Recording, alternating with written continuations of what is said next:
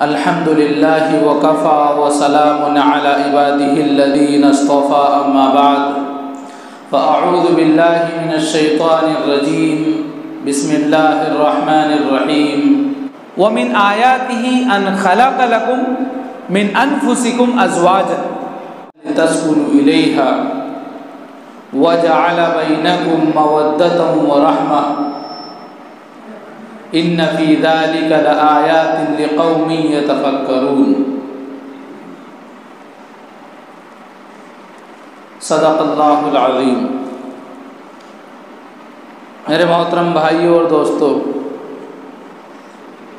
قرآن کریم کی ایک آیت آپ لوگوں کے سامنے تلاوت کی ہے۔ اللہ تعالیٰ نے اپنی قدرت کے مظاہر قرآن کریم میں جگہ جگہ بیان فرمائے ہیں۔ اللہ تعالیٰ کی قدرت میں جب انسان غور کرے، تدبر سے کام لے، تو پکار اٹھے گا کہ اللہ بے مثال ہے، با کمال ہے، لازوال ہے۔ اللہ جیسا کوئی نہیں، اللہ جیسے کمال والا کوئی نہیں، اللہ جیسی صفات والا کوئی نہیں۔ ہر ایک کو زوال ہے، اللہ کو زوال نہیں۔ ہر ایک فنا ہونے والا ہے، اللہ کی ذات باقی رہنے والی ہے۔ قرآن کریم میں اس کو ایک موقع پر صاف الفاظ میں بیان فرمایا، کل من علیہا فان ویبقى وجہ ربک ذو الجلال والاکرام، کہ کائنات کی ہر چیز فنا ہو جائے گی، صرف ایک ذات واحد باقی رہے گی، اور وہ ذات صرف اللہ تعالیٰ کی ذات ہے جو پوری کائنات کا رب ہے، پوری انسانیت کا رب ہے۔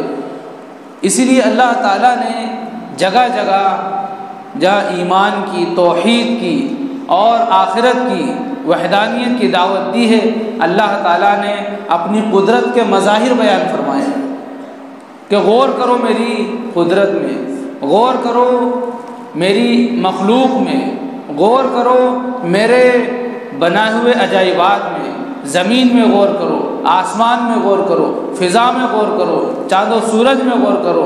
تم غور کرو گے اللہ کی معرفت تمہیں نصیب ہوگی، لیکن غور کرنا ایک مرتبہ، 1000 مرتبہ، چاہے جتنی مرتبہ ہم غور کرتے رہیں، کوئی کمی، کوئی نقص ہمیں نظر نہیں آئے گا۔ اگر ہمیں ایسا محسوس ہو رہا ہے تو یہ ہماری سمجھ اور ہماری عقل کی کمی ہے، بلکہ انسان صحیح فکر کے نتیجے میں، صحیح سوچ کے نتیجے میں اللہ کی معرفت حاصل کر سکتا ہے، اللہ کو پہچان سکتا ہے۔ لیکن اگر دل کے اندر جذبہ اطاعت نہ ہو، دل کے اندر صحیح جذبہ نہ ہو، صحیح فکر نہ ہو، صحیح سوچ و خیال نہ ہو، تو پھر یہ انسان تدبر کرنے کے بعد، غور و فکر کرنے کے بعد بھی جو ہے اللہ کی معرفت کے بجائے اللہ سے دور ہو جائے گا۔ کیوں؟ اس لیے کہ اس کے اندر جو جذبہ ہے تدبر کرنے کا، غور و فکر کرنے کا، وہ معرفت الہی کو پہچاننے کے لیے نہیں ہے۔ حالانکہ یہ ایک الگ بات ہے کہ بعض دفعہ انسان غور کرتا ہے، تدبر کرتا ہے اس لیے کہ اس میں کمیاں نکالے اور اس کو ایمان کی دولت نصیب ہو جاتی ہے، لیکن یہ ضابطہ نہیں ہے۔ تو انسان اگر صحیح فکر کے ساتھ، اس فکر کے ساتھ کہ میں غور کر رہا ہوں تاکہ اللہ کو پہچان لوں، میں تدبر کر رہا ہوں تاکہ اللہ کی معرفت مجھے مل جائے، تو انسان کو اللہ کی معرفت نصیب ہو جائے گی۔ ورنہ عقل کے ذریعے انسان اللہ کو پہچان لے، ایسا کوئی ضابطہ نہیں ہے۔ ضابطہ یہ ہے کہ جو نبی نے بتایا ہے اس کو مان لو، تمہیں جو ہے اللہ کی معرفت نصیب ہو جائے گی۔ بڑے بڑے دانشور، بڑے بڑے دماغ والے، بڑی فصیح زبان والے، فصاحت و بلاغت کو جاننے والے، لیکن اللہ کو نہیں پہچان پائے۔ اللہ کی پہچان اگر کسی نے کرائی ہے تو وہ نبی اکرم صلی اللہ علیہ وسلم نے کرائی ہے کہ آپ کی بعثت ہوئی اور آپ نے قولوا لا الہ الا اللہ کا کلمہ سنایا، قولوا لا الہ الا اللہ کہا اور حق و صداقت کی دعوت دی، ایک اللہ کی دعوت دی، لا الہ الا اللہ کی دعوت دی، تو پھر لوگوں نے اللہ کو پہچانا۔ ورنہ یہ لوگ اپنی عقل کے ساتھ، اپنے دماغ کے ساتھ، اپنی فصاحت و بلاغت کے ساتھ، اپنے جو ہے تمام کمالات اور تمام صفات کے ساتھ جو ہے اللہ کو پہچان نہیں پا رہے تھے۔ لیکن نبی اکرم صلی اللہ علیہ وسلم کی بعثت ہوئی اور آپ نے دعوت دی تو جن کے مقدر میں اللہ نے ہدایت لکھی تھی انہوں نے اللہ کو پہچان لیا، اور کچھ اپنی ہٹ دھرمی میں اور اپنی ضد اور اناد میں اللہ کی رحمت سے اور اللہ کی معرفت سے جو ہے دور کر دیے گئے، جن کے بارے میں صلی ضلالم بعیدہ کا جو ہے اللہ تعالیٰ نے لفظ ذکر فرمایا کہ وہ بجائے اس کے کہ اللہ کی رحمت کے قریب آتے اور دور گمراہی میں جا پڑے۔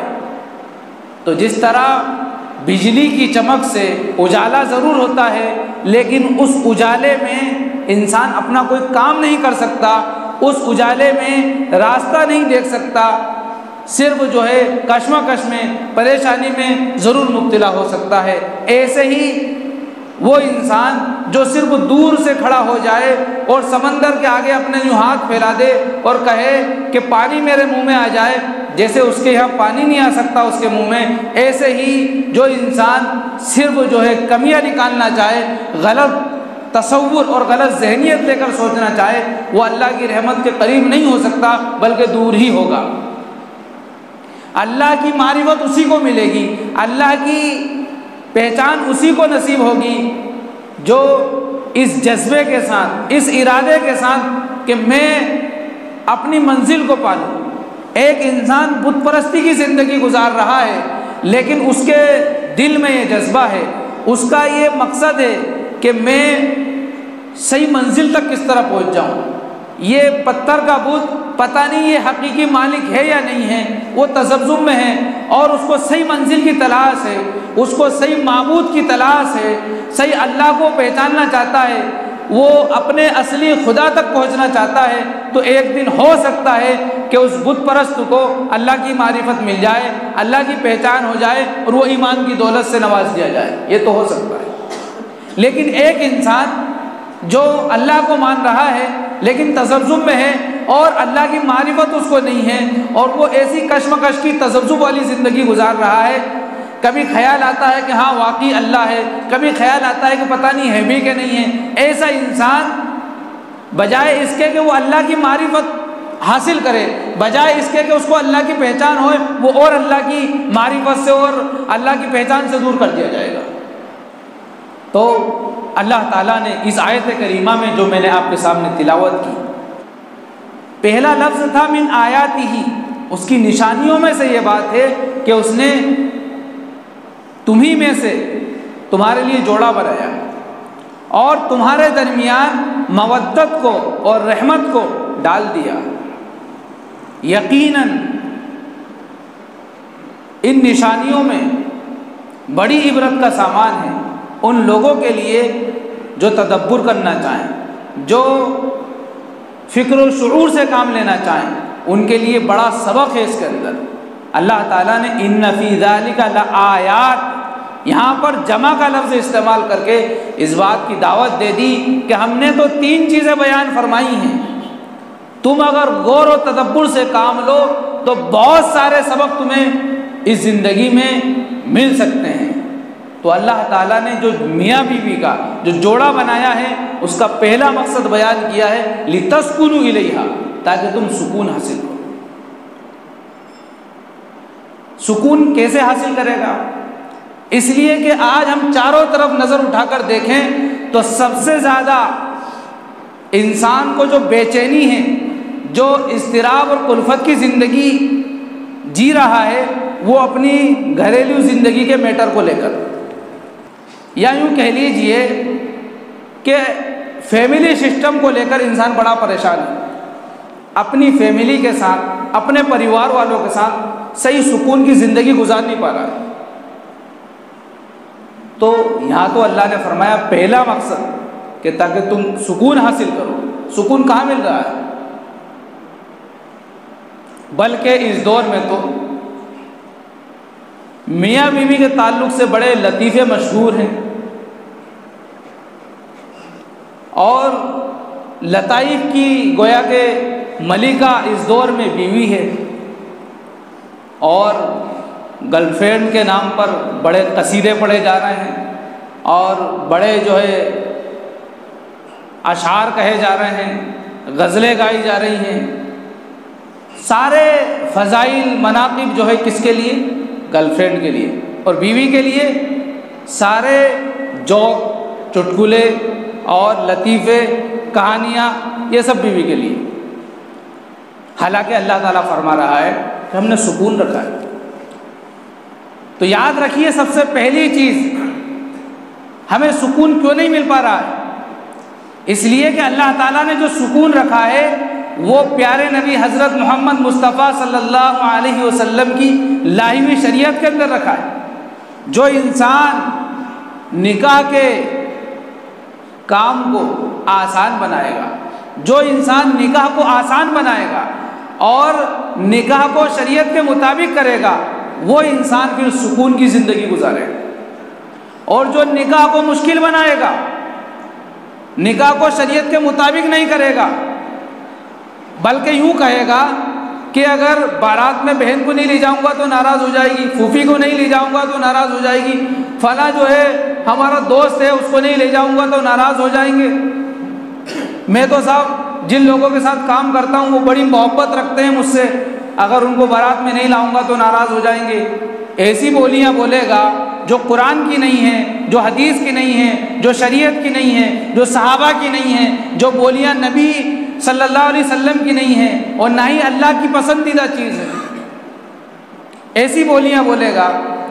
جبکہ ضابطہ یہ ہے کہ جو انسان اللہ کو راضی کرنے کے لیے اگرچہ لوگوں کو ناراض کر دے، اللہ سب کے دل میں محبت ڈال دے گا، اور جو انسان لوگوں کو راضی کرنے کے لیے اللہ کو ناراض کر دے، ہو سکتا ہے کہ لوگ وقتی طور پر راضی ہو جائیں، لیکن ایک وقت آئے گا کہ سب لوگ اس کے دشمن ہوں گے۔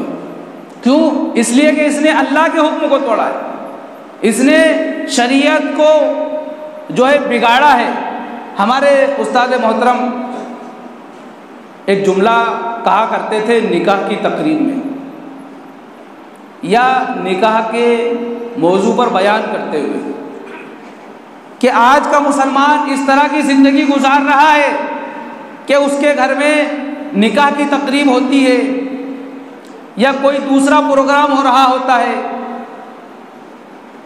سارے لوگوں کو وہ دعوت دیتا ہے، دور دراز کے لوگوں کو بھی بلا لیتا ہے، لیکن پیارے نبی صلی اللہ علیہ وسلم کی شریعت اس کی دہلیز پر کھڑے ہوئے چیخ رہی ہوتی ہے، چلا رہی ہوتی ہے، او ظالم، تو نے دور دراز کے مہمانوں کو بلایا، تو نے تیرے اپنے قریبی رشتہ داروں کو، دور کے رشتہ داروں کو، دوست یاروں کو، احباب کو، عزیز و اقارب کو بلایا، اور میں محمد رسول اللہ کی شریعت تیری دہلیز پر کھڑی ہوں، مجھے اندر کیوں نہیں بلاتا؟ مجھے اندر بلانے کا مطلب یہ ہے کہ ساری رسمیں ختم کر دے، بس مجھے اندر بلا لے۔ اس لیے کہ جنہوں نے رسمیں ایجاد کی تھی وہ بھی نہیں رہے، تو رسموں پر عمل کر رہا ہے، تو بھی نہیں رہے گا۔ تو جو لوگ ایسی بولیاں بولتے ہیں کہ صاحب بارات میں اگر فلاں کو نہیں بلائیں گے تو ناراض ہو جائیں گے، میرے تو کچھ غیر مسلم دوست بھی ہیں، ان کو بھی لے کر جانا ہے، اس لیے ان کے لیے مانساہاری نہیں شاکاہاری کا انتظام کرنا۔ جو اسلام کے اندر، شریعت کے اندر غیروں کے کلچر کو داخل کر رہے ہیں، یاد رکھیے گا دنیا میں مرنے سے پہلے ذلیل ہوں گے، اور ہو رہے ہیں۔ قرآن کریم کی ایک نہیں کئی تفاسیر کا مطالعہ کیا، اس آیت کی تفسیر آپ بھی پڑھیے، اردو کی ہو یا عربی کی ہو، لکھنے والوں نے معاشرے کے حالات بھی بیان کیے ہیں، اور لکھا ہے کہ اگر آپ دیکھنا چاہو ان لوگوں کی زندگی جن کی زندگیوں میں سکون ہے تو وہ وہی لوگ ہوں گے جنہوں نے شریعت کے مطابق نکاح کیے ہیں، اور دیکھنا چاہو جنہوں نے جو ہے 1 کروڑ کی شادی کی، 2 کروڑ کی شادی کی، بڑا جو ہے انہوں نے انتظام کیا، ایک ایک انسان کو بلایا، شریعت کا انہوں نے جو ہے مذاق اڑایا، شریعت کا مذاق یہی ہے کہ انہوں نے اس پر عمل نہیں کیا۔ ہم کہتے ہیں اپنے آپ کو کہ ہم مسلمان ہیں، مسلمان کا مطلب یہ ہے کہ میری نہیں چلتی، میرے ہر کام میں اللہ کی چلتی ہے، میرے نبی کی چلتی ہے۔ یہ مطلب ہے مسلمان کا، میں مسلمان ہوں، میری زندگی اللہ اور اس کے رسول کی محتاج ہے، جیسا اللہ کا حکم ہے، جیسا نبی کا طریقہ ہے، اس کا میں جو ہے قائل ہوں اور اسی کے تابع ہوں، اس کے علاوہ میں کچھ نہیں کر سکتا۔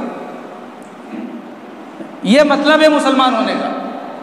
لیکن جو اس کے خلاف بولیاں بولتے ہیں، اگرچہ وہ کتنا ہی انتظام کر رہے ہیں، ان کی زندگیاں دیکھ لیجئے، کسی کی طلاق ہو رہی ہے، کسی کا خلا ہو رہا ہے، یا کسی کی زندگیاں جو ہے کلفت و بے چینی میں گزر رہی ہیں کہ دن بھر محنت و مزدوری کرتے ہیں، یا تجارت کی لائن سے، کاروبار کی لائن سے محنتیں کوششیں کرتے ہیں، اگرچہ کئی روپیہ ان کے پاس ہو، کتنی بڑے عہدے پر وہ ہوں، لیکن جب گھر میں آتے ہیں تو ان کو سکون نہیں ملتا۔ شریعت یوں کہتی ہے کہ کامیاب بیوی وہ ہے جس کا شوہر ہارا تھکا آئے اور اس کی ایک مسکراہٹ سے اس کی ساری تھکان ختم ہو جائے، یہ ہے کامیاب بیوی۔ لیکن یہ نصیب والوں کو ملتی ہے، اور اس کے لیے کرنا کیا ہوگا؟ وہ اعمال کرنا ہوں گے جو محمد رسول اللہ صلی اللہ علیہ وسلم نے بتائے۔ اگر ہم اپنی زندگیوں میں سکون چاہتے ہیں، نکاح کو سنت کے مطابق کیجیے۔ لیکن المیہ ہے اس دور کا کہ نکاح کو اتنا مشکل بنا دیا، اتنا مشکل بنا دیا کہ آج مسلمانوں کی لڑکیاں غیروں کے ساتھ جا رہی ہیں، ان کو بھاگنے پر مجبور کر دیا گیا، یہاں تک کہ وہ اپنے دین سے، ایمان سے ہاتھ دھو رہی ہیں۔ ارتداد کے فتنے نے ان کو گھیر لیا، ان کو اپنا ایمان بچانا مشکل ہے۔ خوب یاد رکھیے، اس کے ذمہ دار کوئی ایک نہیں ہے، ہمارا پورا معاشرہ ہے جس میں بھی شامل ہوں، آپ بھی شامل ہیں۔ اگر ہم سب نے یہ کوشش نہیں کی تو یہ فتنہ کم نہیں ہوگا، بڑھے گا۔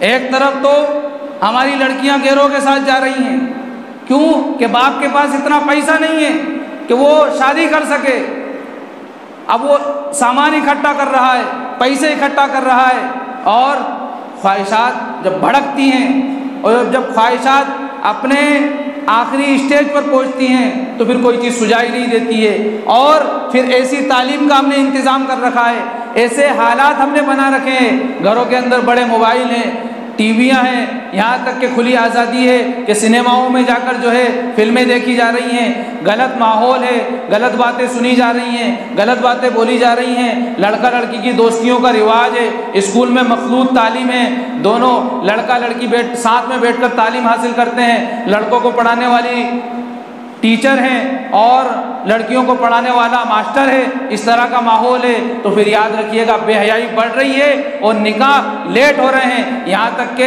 دیکھیے 30 سال کی 35 سال کی عمر ہو جاتی ہے، لڑکا پڑھائی میں لگا رہتا ہے، جب اس کی عمر ہوتی ہے تو اسی کے عمر کے مناسب جو ہے لڑکی کو دیکھا جاتا ہے۔ یاد رکھیے پھر اس عمر کی لڑکی ملے گی تو پاک دامن نہیں ملے گی، سب سے پہلا نقصان پاک دامن لڑکی نہیں ملے گی، اور پھر یہی معاملہ لڑکیوں کے ساتھ ہے کہ ان کو بھی جو ہے ساری چیزیں پڑھائی جا رہی ہیں، 25 سال میں 30 سال میں ان کے نکاح ہو رہے ہیں، تو پھر ہوتا کیا ہے، پھر اور تعلیم کا نظام بھی مخلوط تعلیم ہے، تو ایسے حالات میں جا کر پھر وہ اپنی ساری حدوں کو پار کر کر گناہوں کا جو ہے ارتکاب کر بیٹھتی ہیں۔ اس کا ذمہ دار پورا معاشرہ ہے۔ انسان اس کے بچاؤ کے لیے یا اس رسم و رواج کو ختم کرنے کے لیے کوشش نہیں کرتا، کوشش انسان کرے اپنی ذات سے لے کر۔ جب یہ خود انسان آگے نہیں بڑھے گا تو پھر معاملہ اور بگڑے گا اور بگڑتا جا رہا ہے۔ خودکشیوں کا ریشو کتنا بڑھ رہا ہے، ابھی ہفتے بھر کے اندر 10 کیس میں آپ کو بتا سکتا ہوں جو خودکشی کے ہیں، 10 کیس۔ ایک لڑکی نے احمد آباد میں خودکشی کی، آپ کو پتا ہوگا، گجرات کے اندر۔ ایک نے تلنگانہ میں خودکشی کی، اپنا گلا کاٹ کر۔ ایک پڑوس میں سہارنپور میں ابھی 2 دن پہلے کی بات ہے، زہر کھا کر خودکشی کر لی۔ اورنگ آباد کے اندر ایک لڑکی نے خودکشی کر لی۔ یہ سب کیوں ہو رہا ہے؟ یہ ابھی ہفتے بھر کے اندر کے واقعات ہیں۔ یہ کیوں بڑھ رہی ہے وبا؟ اس لیے کہ ہم نے واقعی جو ہے لڑکیوں والوں پر یا لڑکی پر ظلم کر رکھا ہے۔ ہم چاہتے ہیں معاشرے سے جہیز ختم ہو جائے، ہو نہیں سکتا جب تک کہ ہم عملی اقدام نہ کریں۔ اور وہ کیا ہے کہ جس طرح ہم لڑکی کی تیاری کے لیے کوشش کرتے ہیں کہ لڑکی کے لیے سارا سامان ہم خریدتے ہیں اور اس کو شادی کے موقع پر دیتے ہیں، جس کو جہیز کہا جاتا ہے، یہ سارا سامان آپ لڑکی والوں کو بتائیے کہ دیکھیے سارا سامان خرید چکے ہیں، اب آپ ہمیں مت دیجیے سامان، آپ کا سامان ہمیں نہیں چاہیے، ہم تو سب خرید چکے ہیں۔ لڑکی والے مجبور ہوں گے کہ ہاں صاحب یہ سچے لوگ ہیں، سیدھے لوگ ہیں، اب ہمیں کسی سامان کی ضرورت نہیں ہے۔ لیکن لڑکے والے صرف جو ہے جھوٹے منہ کچھ باتیں کہہ دیتے ہیں کہ صاحب ہمیں تو ضرورت نہیں ہے، صرف لڑکی دے دیجئے، لیکن ان کے پاس کوئی انتظام نہیں ہوتا۔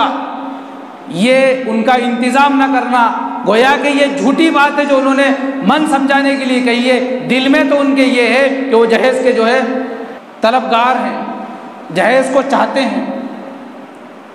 تو یہ رسم اتنی آسانی سے ختم نہیں ہوگی۔ اور لوگ یہ جو ہے ایک من گھڑت بات اپنی طرف سے کہتے ہیں کہ نبی اکرم صلی اللہ علیہ وسلم نے اپنی بیٹی حضرت فاطمہ کو جہیز دیا تھا، تو کون سی حدیث میں لکھا، ذرا ہمیں بھی بتا دو۔ یہ سب ہیلے بہانے ہیں، کسی حدیث میں نہیں لکھا۔ آپ کو پتہ ہوگا حضرت ابو طالب کے 3 بچے تھے، ایک کو اپنی کفالت میں کس نے لیا؟ نبی اکرم صلی اللہ علیہ وسلم نے، کہ علی کو میں لوں گا، میں اس کی کفالت کروں گا۔ اور ایک کو حضرت حمزہ رضی اللہ تعالیٰ عنہ نے لیا تھا، جن کا نام جعفر تھا، کہ ان کی کفالت میں کروں گا، ان کو پڑھاؤں گا لکھاؤں گا میں۔ ایک سب سے چھوٹے تھے، تو ابو طالب نے کہا تم سب کو لے جاؤ گے تو مجھے اچھا نہیں لگے گا، اس کو میرے ہی پاس چھوڑ دو۔ تو حضرت جعفر رضی اللہ تعالیٰ عنہ کی پوری کفالت حضرت امیر حمزہ رضی اللہ تعالیٰ عنہ نے کی۔ اسی طرح حضرت علی رضی اللہ تعالیٰ عنہ کی کفالت بچپن سے لے کر ان کے نکاح تک ساری ذمہ داری نبی اکرم صلی اللہ علیہ وسلم نے سنبھالی ہے۔ تو جو سامان دیا ہے وہ اپنی بیٹی کو نہیں دیا ہے، وہ حضرت علی کو دیا ہے، اس لیے کہ یہ بھی تو انہی کی پرورش میں تھے۔ تو یہ بہانہ لگا کر کہ صاحب وہ نبی نے جہیز دیا تھا، تو بتائیے نبی کی 4 بیٹیاں تھیں، کیا صرف حضرت فاطمہ کو جہیز دیا اور 3 بیٹیوں کو بلا دیا آپ نے؟ خود ہم ایسا اقدام کر رہے ہیں، ایسا عمل کر رہے ہیں جس سے ہماری شریعت کے اوپر جو ہے لوگوں کو انگلی اٹھانے کا موقع ملتا ہے۔ لوگوں میں ایک بات مشہور ہے کہ مہر فاطمی، بتائیے مہر فاطمی ایک چیز آپ نے رکھ لی، تو نبی کی تو 4 بیٹیاں تھیں، ایسا کیوں؟ آپ مہر نبی کہیے، مہر سنت کہیے، مہر فاطمی مت کہیے۔ وجہ کیا ہے کہ ہم خود ہیلے بہانے تلاش کر کر جو ہے دوسروں کی بیٹیوں پر ظلم کر رہے ہیں۔ یہ نبی اکرم صلی اللہ علیہ وسلم کی شریعت ہے، اتنی پیاری شریعت ہے کہ اگر اس کی حقیقت کو آپ جان لیں، اس کو پڑھ لیں، اپنے بچوں کو پڑھا لیں، تو میں سمجھتا ہوں کہ دنیا میں جنت کا مزہ آئے گا۔ دنیا کے اندر انسان جنت کا لطف لے گا، لیکن نکاح کو بہت مشکل بنا دیا ہے۔ دنیا کا سب سے آسان عمل ہے نکاح کرنا، سب سے آسان عمل ہے نکاح کرنا، سب سے مشکل بنا دیا ہم نے نکاح کرنا۔ اس لیے اس پہ غور و فکر کریں، معاشرے سے رسم و رواج کو ختم کریں، ورنہ ہم بچ نہیں سکتے اللہ کے یہاں، پکڑے جائیں گے۔ اور آج ہو سکتا ہے کہ ہم اپنا دامن جھاڑ لیں، کل نہیں بچ سکتے۔ اللہ کی پکڑ بڑی خطرناک ہے۔ دنیا کے اندر دیکھ لو آپ، جو لوگ جہیز کے لالچی ہوتے ہیں، اگرچہ وہ منہ پر نہ کہیں، مانگے نہیں، مطالبہ نہیں کریں، لڑکی کو ٹارچر کرتے رہتے ہیں، اس کو پریشان کرتے رہتے ہیں۔ اور بڑی بے غیرتی کی بات ہے کہ انسان بڑا غیرت مند بنتا ہے، مرد کہتا ہے میں بڑا غیرت مند ہوں، اور سوتا ہے سسرال والوں کے بستر پر۔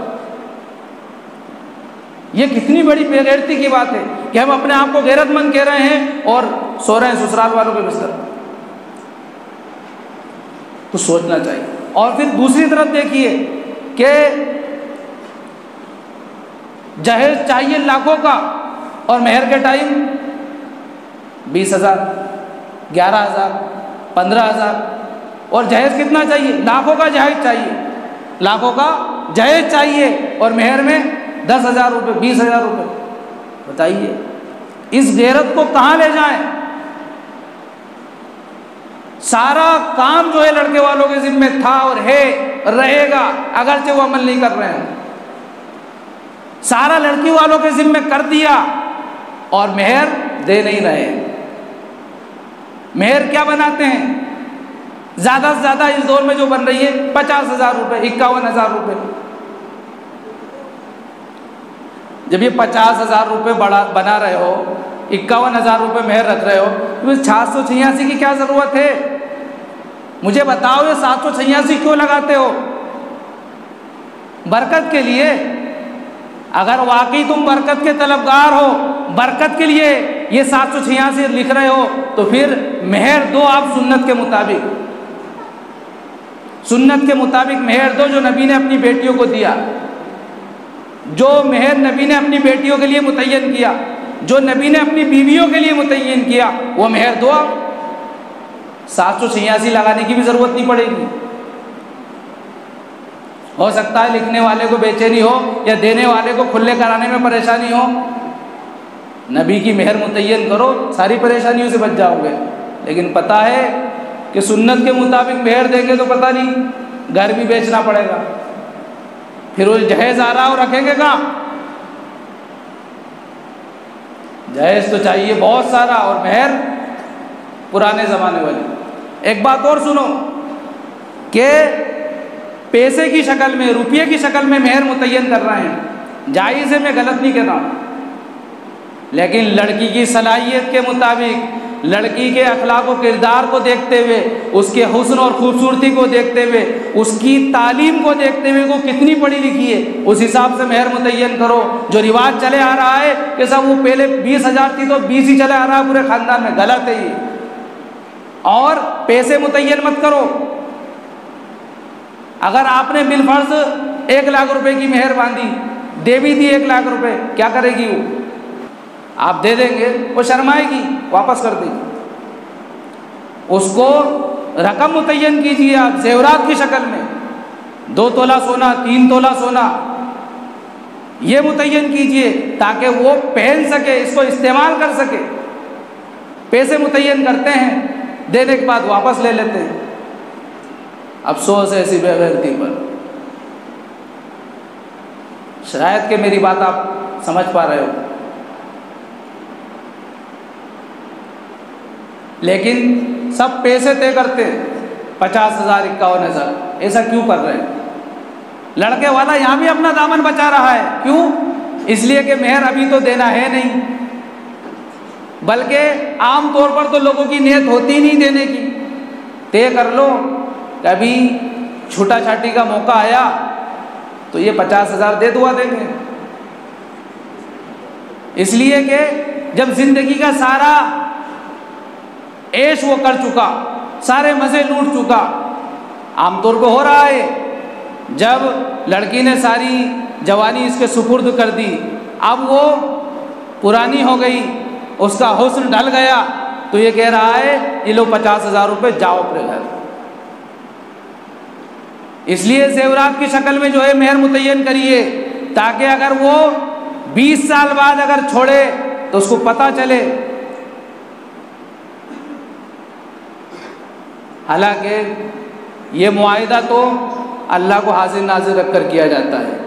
انسان بڑا مالدار ہے اس دور میں، لون لے لے گا، 10 لاکھ بھی مہر دے دے گا، اس سے انکار نہیں کر رہے ہیں۔ ہم تو بتانا چاہ رہے ہیں کہ معاشرے میں کتنی خرابی ہے، پیسے کی کمی اس دور میں کیا؟ بکری چرانے والے بڑے بڑے محل بنا رہے ہیں، مزدور جو ہے 4 ویلر سے نیچے نہیں اتر رہے ہیں۔ پیسے کی کمی نہیں ہے اس دور، پیسے کی کمی نہیں ہے اس دور میں، یہ بہت ترقی کر گیا ہے۔ اخلاق و کردار کی کمی ہے، اسی کو بتانا چاہ رہا ہوں میں کہ بھائی اتنا ظلم لڑکی والوں پر کر رہے ہو، یہ 1% بھی جائز نہیں ہے، 1% بھی۔ نبی اکرم صلی اللہ علیہ وسلم نے بیٹھنے کا طریقہ بتایا، کھانے کا طریقہ بتایا، اٹھنے کا طریقہ بتایا، پانی پینے کا طریقہ بتایا، یہاں تک کہ سر میں تیل لگانے کا طریقہ بتایا، پیشاب کرنے کا طریقہ بتایا، اور بیت الخلا جانے کا طریقہ بتایا، کس طرح دیکھنا ہے وہ طریقہ بتایا، کس طرح بولنا ہے وہ طریقہ بتایا، ساری چیزیں آپ بتا رہے ہیں۔ لکھنا کس طرح ہے وہ آپ نے بتایا، اور یہ بھی آپ نے بتایا لڑکے والوں کو کہ ولیمہ کرو، اگرچہ تھوڑا سا ہو لیکن کرو، اس لیے کہ ولیمہ سنت ہے۔ تو بتائیے، جب لڑکے والوں کو اتنا بتایا اور اتنی باریک باریک باتیں بتائیں، تو پھر لڑکی والوں کو کیوں نہیں بتایا کہ بارات کو کھانا کھلانا، بارات کو کھانا کھلانا کیوں نہیں بتایا لڑکی والوں کو؟ اس لیے کہ شریعت کا حصہ ہی نہیں ہے، یہ تو بعد کے لوگوں نے جو ہے سب ایجاد کیا ہے۔ شریعت میں بارات کا کوئی نام ہی نہیں ہے، تصور ہی نہیں ہے۔ ہمارے اسلاف سوچ بھی نہیں سکتے تھے کہ بارات ایجاد ہو جائے گی جس کے نام پر بڑی بے حیائی ہوگی، ایک ہی بس کے اندر لڑکے لڑکیاں جو ہے نین مٹکا کر رہے ہوں گے۔ یہ سوچ بھی نہیں سکتے تھے ہمارے اسلاف، ہمارے اکابر۔ آج بے حیائی کی ہم نے حدیں پار کر دی ہیں، اور ہم کہہ رہے ہیں کہ اللہ کی رحمت کب آئے گی، اللہ کی مدد کب آئے گی۔ اس لیے میرے بھائیوں، بیان کو میں 2 بجے تک کروں تو بھی کم ہے۔ اللہ کا شکر ہے، اللہ نے کافی معلومات مجھے دی ہیں۔ یہ بات ضروری ہے کہ ہم اس پر عمل کریں، ہونے والے مظالم کو ختم کریں، ہم اپنی زندگی سے جو ہے شروعات کریں۔ اگر ہم نے شروعات کی تو ہو سکتا ہے 4 لوگ آج ہمیں برا کہہ دیں، لیکن اللہ کے یہاں دیر ہے اندھیر نہیں ہے۔ اللہ نے پھر عزت کے دروازے آپ کے لیے کھول رکھے ہیں۔ اس لیے ہم جو ہے رسم و رواج سے بچ کر سادگی کے ساتھ، اور یاد رکھیے یہ سادگی والا لفظ جو ہے یہ شریعت کا لفظ نہیں ہے، یہ تو میرا اور آپ کا لفظ ہے۔ سادگی کس کو کہتے ہیں؟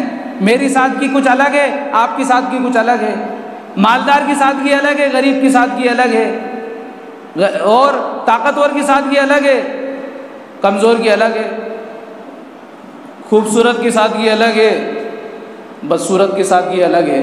سادگی نہیں ہے، اصول ہیں، شرائط ہیں، سنت ہے، تو ان سب کو ملحوظ رکھتے ہوئے نکاح کریے۔ یہ جو کہتے ہیں شادی سادگی کے ساتھ، تو آپ کی سادگی تو جو ہے کلچے نہاری سے اور مٹن سے اور گوشت مانڈے سے نیچے نہیں آتی ہے، ایک غریب کی سادگی دال سے اور چاول سے اوپر نہیں جاتی ہے، تو دونوں سادگی میں فرق ہے۔